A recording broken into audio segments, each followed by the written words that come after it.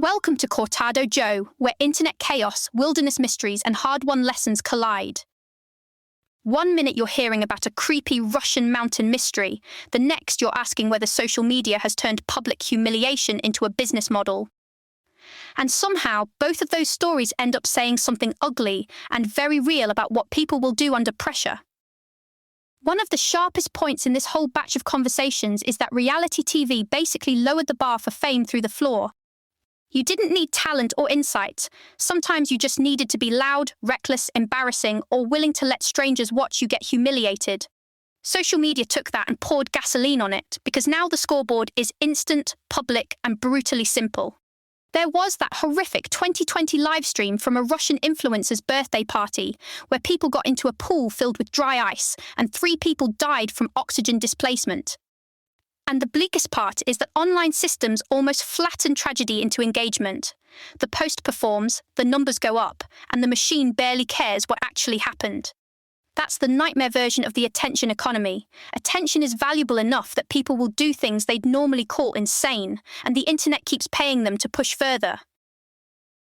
MrBallen's origin story is weirdly encouraging if you've ever been told to just copy trends and optimize harder. He tried the usual social media stuff, it went nowhere, and then he made a 60-second TikTok about the Dyatlov Pass mystery because he actually found it fascinating. A few hours later, it had something like 5 million views.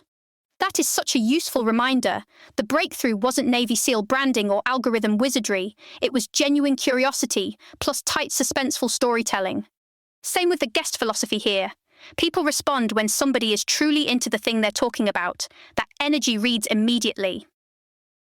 And honestly, of course, Dyatlov Pass blew up. It's basically a horror movie assembled out of real details. 9 experienced hikers disappear in 1959. Their tent appears cut open from the inside. They leave warm clothes and gear behind. Footprints go downhill calmly, with some people barefoot or wearing one boot. That's already enough to ruin your sleep. Then it gets worse. Some bodies are found near a little fire and a cedar tree. 4 more are found later under snow with severe internal injuries. There are missing eyes and lips, trace radiation, glowing light reports, swapped clothing, the whole impossible bundle. Russia reopened it in 2020 and said avalanche or collapsing snow slab. Sure, hypothermia explains some things, and paradoxical undressing is real. But the reason this case survives is that the official answer still doesn't make every piece sit still. It remains just unresolved enough to live rent-free in people's heads. If Dyatlov Pass is your frozen nightmare, Nahanni Valley is your remote wilderness nightmare. This place in Canada's Northwest Territories is absurdly isolated, dangerous, canyon-filled, and just built perfectly for legend. Over the years, you get dead or missing prospectors, burned cabins, decapitation stories, and indigenous traditions about the Wahila, these tall white creatures tied to caves and unexplained attacks. Now, some of this is almost certainly folklore getting bigger in the retelling, because that always happens. But the valley is remote enough that you can't totally laugh it off either. Human violence, greed over gold, animal danger, geography, myth, all of it blends together into one of those stories that's fun exactly because nobody can cleanly separate fact from embellishment. The seal material gets heavy, but it's also the most convincing thing here about what resilience actually means. They make a big distinction between your body failing and your mind deciding to quit early. That 50-meter underwater swim example is brutal because people tap out on the first leg while the remaining distance is objectively manageable. The test exposes panic, not just fitness. Same with the pool competency drill where instructors mess with your air and hoses for 20 straight minutes. The goal isn't macho suffering for its own sake, it's procedural calm when your brain is screaming. That also explains why wrestlers and water polo players reportedly do so well. They're used to discomfort, pressure, and staying functional when tired. MrBallen's Afghanistan ambush story is where all of that stops being theoretical. His team gets trapped in a courtyard under restrictive rules of engagement, fights for hours, and near the exit a grenade hits and multiple guys are wounded.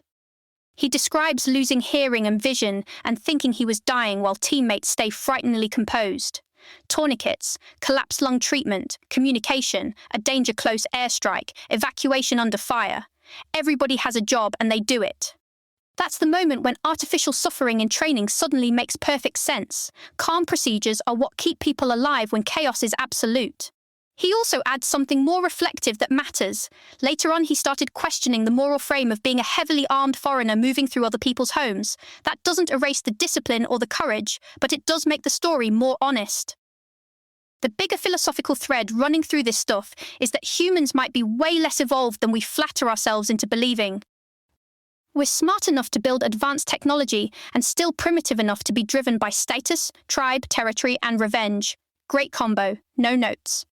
They argue wars might look very different if the people pushing for escalation had to personally lead the charge instead of sending younger and poorer people to do it for them. Hard to disagree with that one. Then it jumps to alien intelligence, which honestly fits. If some advanced species exists, they probably wouldn't show up asking for our panel discussion. We'd be closer to ants or chimps than peers. That idea is humbling, and so is the infinity talk. Finite universe, infinite universe, universe inside another universe. All of it basically reminds you that human intuition is tiny and local, and not built for the big questions. Which frankly is also a decent cure for everyday ego. The last pair of topics weirdly belong together because they're both about discipline after success or age tells you to coast. Rogan's whole case on aging is that decline gets exaggerated. He swears by loaded carries, clean reps, stopping before failure, and treating strength like a skill instead of a repeated ego test. It's a pretty appealing philosophy because it sounds less like midlife denial and more like practical maintenance with intent. MrBallen gives the darker version.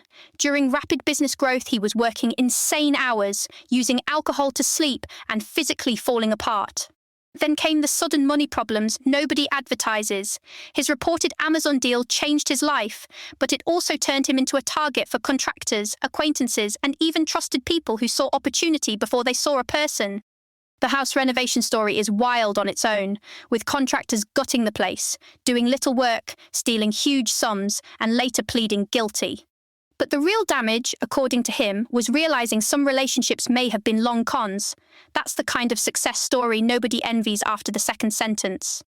So, the practical lesson ends up being brutally simple. Keep your circle small, vet people carefully, and if life gets bigger, your trust shouldn't get looser. That's it for Cortado Joe. If the universe is infinite, somewhere out there, another version of you is still arguing about Dyatlov Pass. Hopefully that one has better contractors. This episode was generated by Podkey. Create your own at podkey.fm.